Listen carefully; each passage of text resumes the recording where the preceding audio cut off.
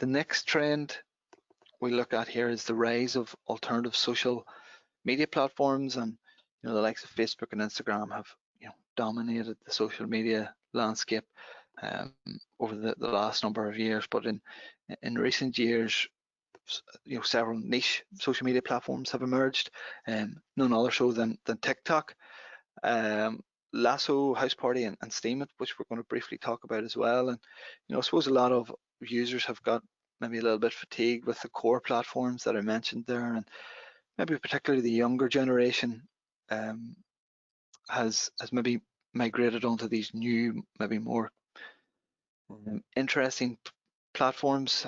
So here we have TikTok, who has completely skyrocketed in terms of usership and active users. There's been 1 billion active users on TikTok, with over 1.5 billion app downloads. And what TikTok is it's basically a library of recommended videos, usually short form videos around 15 seconds or so. And it's very, very popular among this younger audience, this younger demographic, Generation Z or millennials.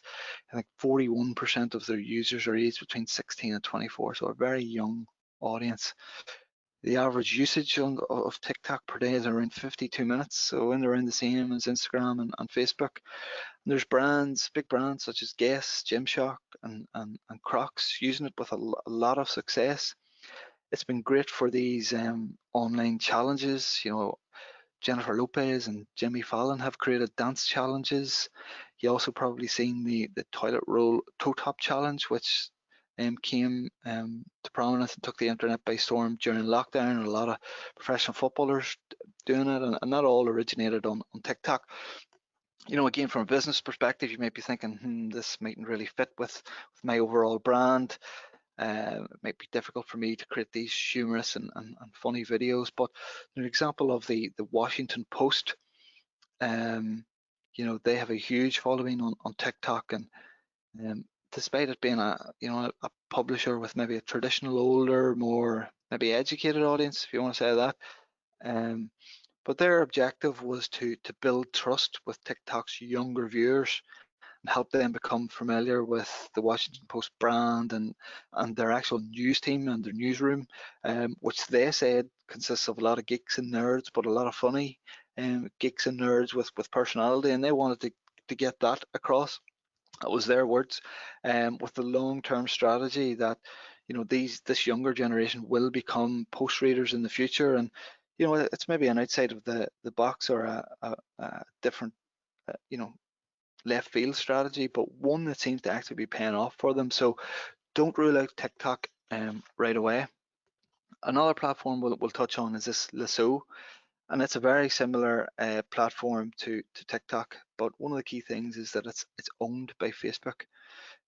Some of the things you can do on it is take advantage of their in-app camera tools to help customize your content. You can overlay it with music, and they have a massive library of songs that you can choose from, and you can participate in conversations through hashtags, and again these challenges that you can do on so. And it hasn't really taken off as much as TikTok, to be honest, but it has a lot of resources at its disposal. It has the Facebook development team, the Instagram development team, and it has access to 2.5 billion users through Facebook. So it has to be one to watch for the future. There's also a feature that has developed where you can share things you see on Lasso to your Facebook story. So there's definitely something to come, I feel, with this platform, because of the power that it has behind it with Facebook. Another platform is House Party, which has been deemed as a social media platform or a social network.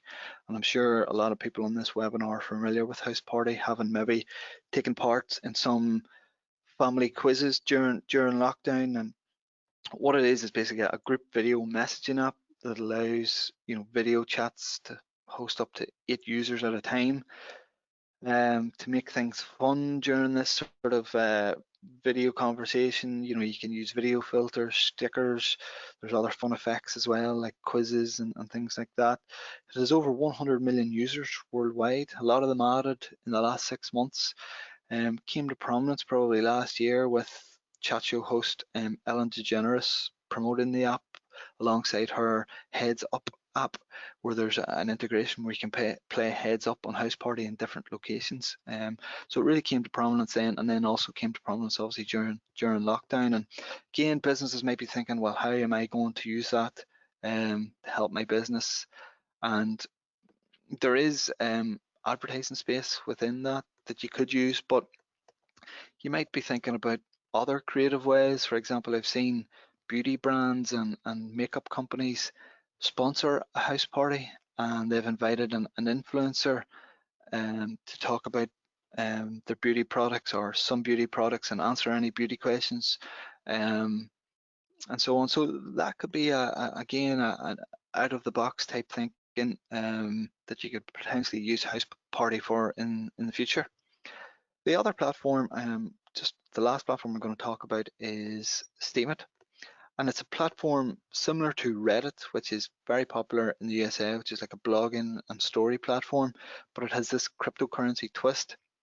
And Reddit rewards engaging posts by votes essentially, and puts them to the top of feeds. And Steemit is a cryptocurrency blockchain type of platform that gives Steem coin if you're to the person that posts it. If the post does well, and like Reddit, you can engage with posts by sharing, commenting, or voting for them.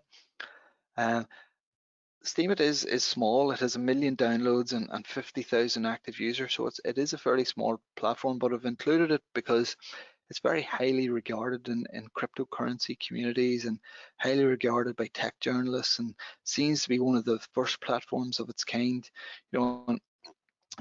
Even if this platform doesn't take off and go places, I think it's a really good example as to how cryptocurrency and social media could align themselves to create possibly a new social platform or a new social commerce platform for the future.